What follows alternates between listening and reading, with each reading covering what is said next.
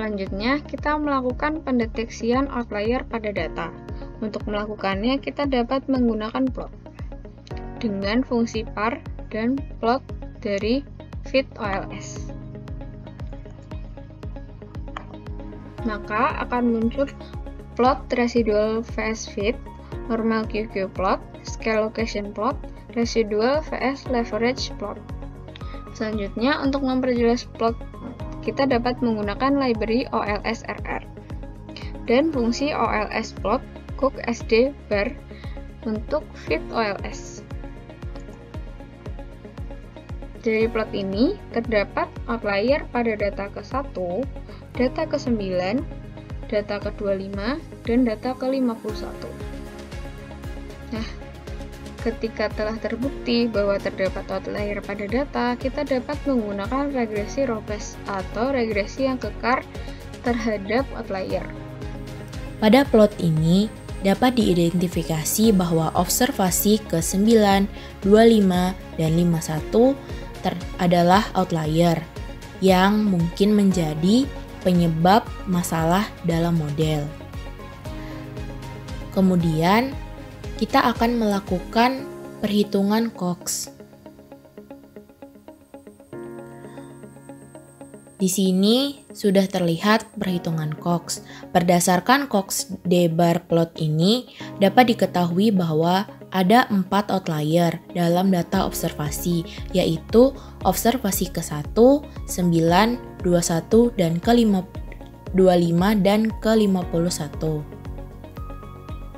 Regresi robust memiliki beberapa estimasi. Yang pertama adalah estimasi M. Untuk menggunakan estimasi M, kita menggunakan library MAS dan library SFS MIS. Untuk itu, kita menggunakan fungsi RLM dan kita beri nama fit_M. Nah, dari hasil yang ada, kita mendapatkan estimasi koefisien dari intercept, poverty, dan single. Untuk melihat lebih detailnya, kita dapat melihat iterasi. Untuk melihat iterasi ini, kita menggunakan print fit_M. Selanjutnya, kita dapat melihat p-value masing-masing variabel. Untuk melakukannya, kita menggunakan fungsi fprop ftest. Ini merupakan hasil dari uji F untuk variabel poverty, sedangkan ini adalah hasil dari uji F untuk variabel single. Dikarenakan adanya yang tidak terpenuhi, maka kita akan menggunakan regresi robust. Regresi robust seperti yang sudah dijelaskan sebelumnya akan melalui 3 estimasi, yaitu M, S, dan MM. Untuk pertama yaitu estimasi M. Pada estimasi M, didapati model sebagai berikut, di mana YI bar sama dengan min 1423,04 ditambah 8,87, poverty ditambah 168,99 single. Dengan residual standard error yaitu 181,8 dan dengan jumlah iterasi adalah sebanyak 13 kali. Untuk dari output ini dan dari model ini dapat ditarik kesimpulan atau interpretasi, yaitu untuk meningkatkan 1% penduduk di bawah garis kemiskinan dan 1% penduduk dengan status single parent, maka kriminalitas akan meningkat masing-masing sebesar 8,87% dan 168,99%.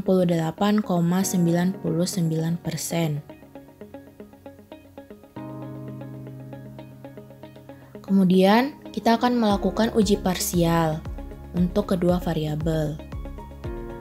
Didapati p-value untuk poverty yaitu 0,285 dan single 4,77 E⁻⁻12, maka keputusan yang diambil adalah gagal tolak untuk variabel poverty dan tolak H0 untuk variabel single. Sehingga pada estimasi ini, variabel poverty tidak mempengaruhi variabel Y atau crime, dan variabel single mempengaruhi variabel Y.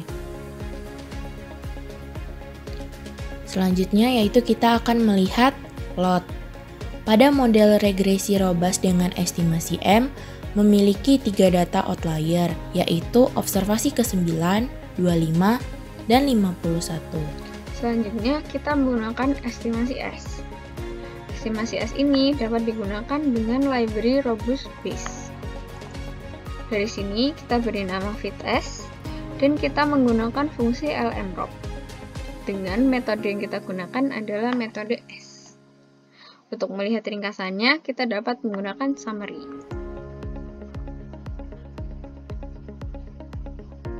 Di sini terlihat summary atau hasil dari estimasi S regresi robust untuk data kriminalitas. Selanjutnya, kita akan melakukan estimasi S.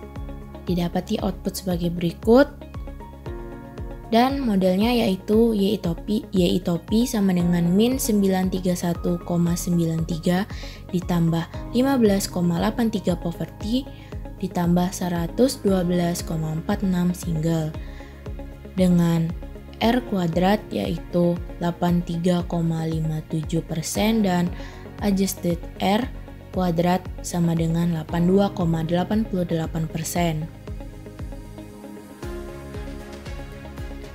Selanjutnya kita akan melakukan uji parsial.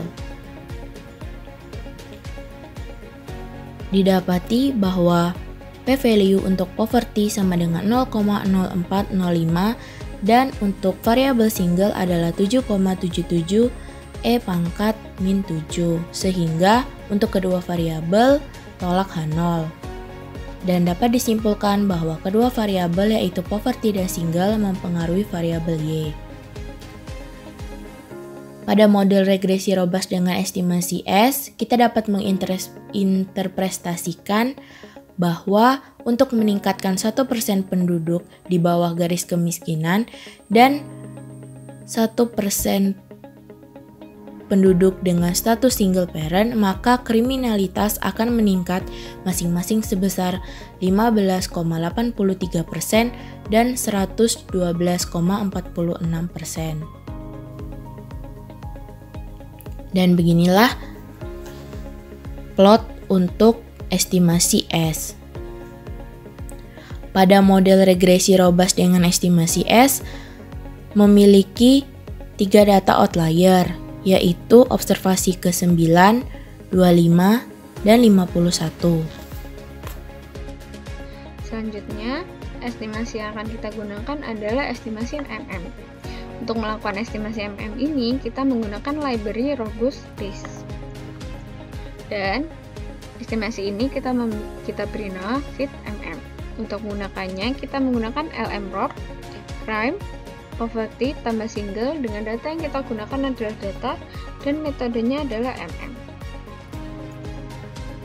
Untuk melihat ringkasannya, kita dapat menggunakan summary fitMM.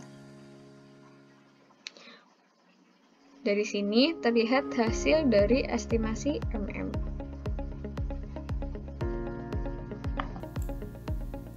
Dan terakhir yaitu estimasi M.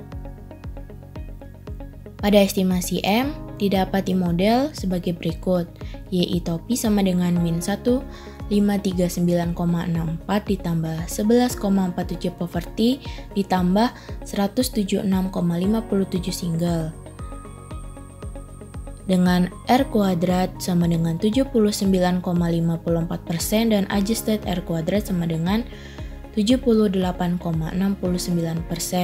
dan jumlah iterasi sama dengan 17 kali.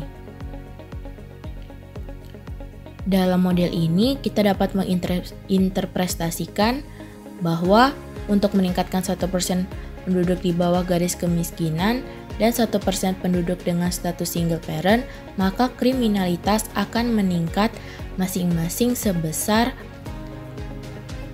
11,47% dan 176,57%.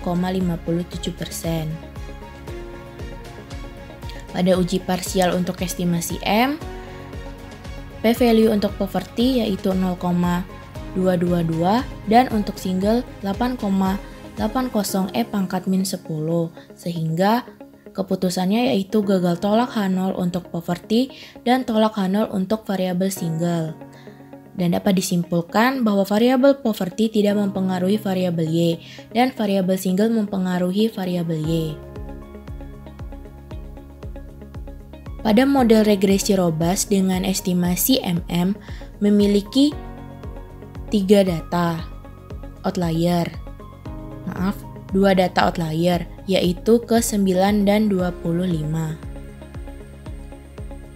Dan inilah rangkuman dari seluruh estimasi, yaitu estimasi OLS, M, S, dan MM.